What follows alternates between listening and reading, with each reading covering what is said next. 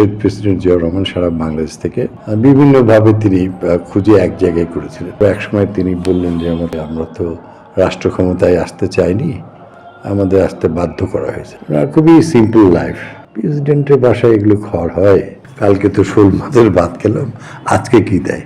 That is our main target. 1978 সালে শহীদ president Ziaur Rahman সারা বাংলাদেশ থেকে নিউ জেনারেশনের স্টুডেন্ট লিডারদেরকে তিনি বিভিন্নভাবে তিনি খুঁজে এক জায়গায় করেছিলেন। এই 40 থেকে 42 জনের উপরে হবে এবং 27 নম্বর এটা স্যারের এটা সেক্রেটারিয়েট ছিল। তো সেখানে আমরা উপস্থিত হলাম। এখানটায় ওনার পেছনে কর্নেল অলি সাহেব আরও অন্যান্য ইয়েরাও ছিল। তো উনি এসেই বলছেন, আসলে আমরা তো রাষ্ট্র ক্ষমতায় আসতে চাইনি, আমাদের আসতে বাধ্য করা হয়েছে। কিন্তু দেশটাকে তো আমাদের গড়তে হবে, রক্ষা করতে হবে।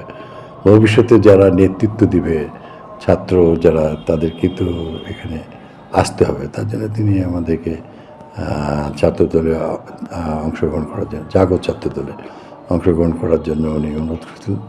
আমার সঙ্গে যারা ছিল প্রায় অর্ধেকই তারা আর নাই, মারা গেছে। বাকি যারা ছিল, যাকে অনেকে কিছুদিন লাস্ট পর্যন্ত থাকলেও এখন আর নাই, আমি একমাত্র আছি।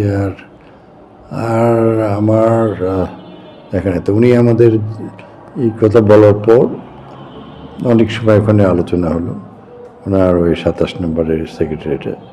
তারপর একসময় তিনি বললেন যে আমার ছোটো ভাই, আমার বাসায় আজকে খাওয়ার দুপুরের লাঞ্চের দাওয়াত। তো তখন পর্যন্ত আমরা দ্বিধাদ্বন্দ্বে ছিলাম। আসলে দল একটা নতুন করে গড়ে তোলা ভেরি টাফ। তো উনি আসলে দেশপ্রেমের উপরে বক্তব্যগুলো রেখেছিলেন। তো আমরা ওনার এই রিকোয়েস্টে আমরা গেলাম হচ্ছে ক্যান্টনমেন্টের বাসায়। তারপর উনি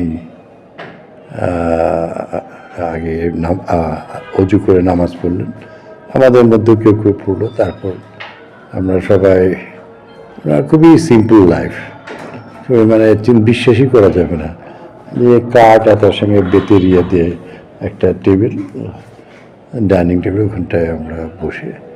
এরপর উনি তখন বলছেন যে ঠিক আছে, আমরা সবাই একসঙ্গে খাই।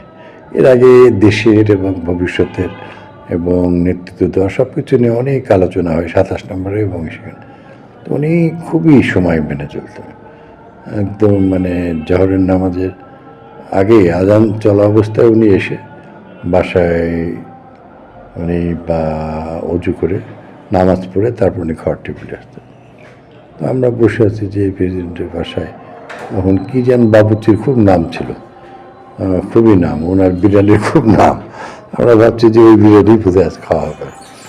তো যাই দেখি যে ওনার খাওয়ার পরিবেশন করছে প্লেটটা, তার দেখি যে ওই সেনাবাহিনীর যে ওই যে রেশনের চাউল থাকে, ওই চাউলের ভাত, তারপর মিক্সড ভেজিটেবল, আর ডাল আছে, আর এক পিস করে ওই যে শোল মাছ।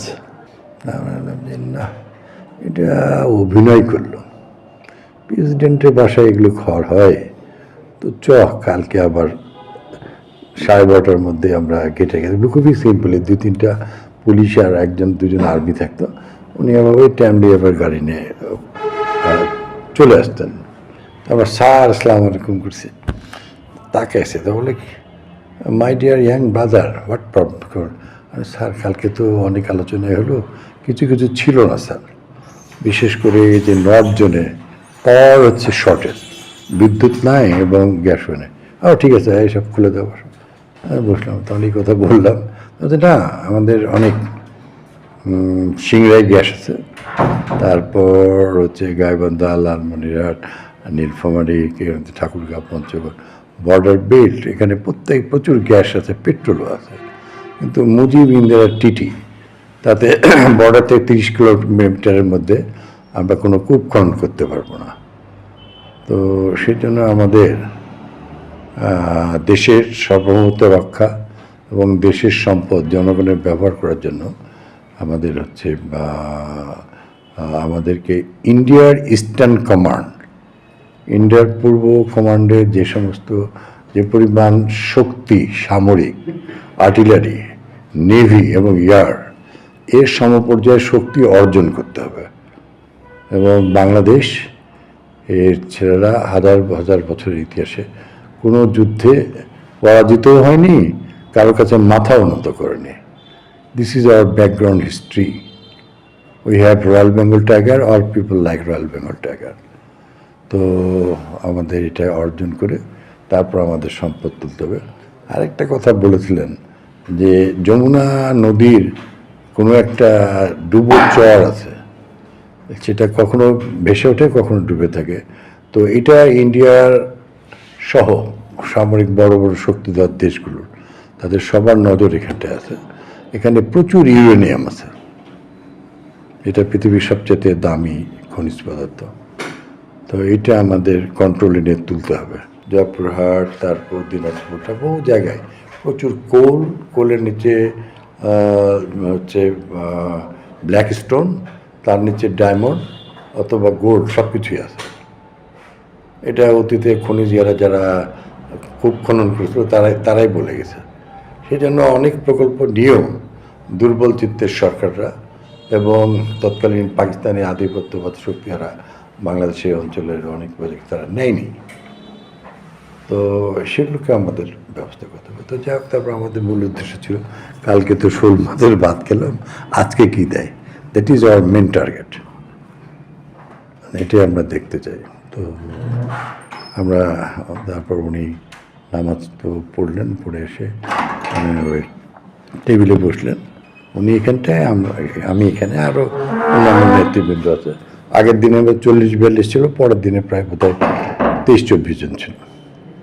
তো বলে তো সাত তাহলে আমরা না আসো একসঙ্গে আমরা, মানে যে খাবার আছে একসঙ্গে মিলেই খাই যতটুকু হয়। তো ওই যে সব গাড়টালদের খাবার থাকে না, আপনাদের ওখান থেকে নিয়ে এসে বা ওনার ওখান থেকে নিয়ে এসে সব দিয়ে দিছে। তো ভাত আছে ঠিক গতকালকের মতো, ভেজিটেবলও সেম, ডালও সেম। শোল মাছের জায়গায় টাকি মাছ এত বড় বড়। আমরা আশ্চর্য হয়ে গেছি। সবাই কিন্তু কথাবার্তা বন্ধ, সব চোখে চোখে তাকাচ্ছি এরকম করে। যে একটা প্রেসিডেন্ট এরকম হয়। তো যাই হোক, আমরা যে স্যার আসলে কান্না যেহেতু কণ্ঠে বললাম যে আসলে আগে অনেক বড় বড় নেতা রাষ্ট্রপ্রধানদের নাম শুনতাম, কিন্তু স্যার আপনি এরকম সিম্পল, এরকম সাধারণ কেন, ভেরি ডেলিসিয়াস, খুবই সুস্বাদু খাবার। We are very lucky in our countries. The 85% people don't take it like this type of food, the lunch. দুপুরের খাবার তারা পাচ্ছে না, কিন্তু আমরা পাচ্ছি। এই ডাল, প্রচুর ভিটামিন, ফিশ, প্রচুর আমিষ, ভেজিটেবল, রাইস অলসো। এটা তো আমার দেশের 15-16 ভাগ 14 ভাগ লোকই পাচ্ছে না। তা আমরা লাকি না? আমাদের 100 ভাগ লোককে খাবার খেতে হবে। সেদিন আমরা শপথ দিলাম, হ্যাঁ এই নেতার পিছনে রাজনীতি করা যায়। তখন আমরা ডিসিশনে গেলাম যে আমরা দল করব। এই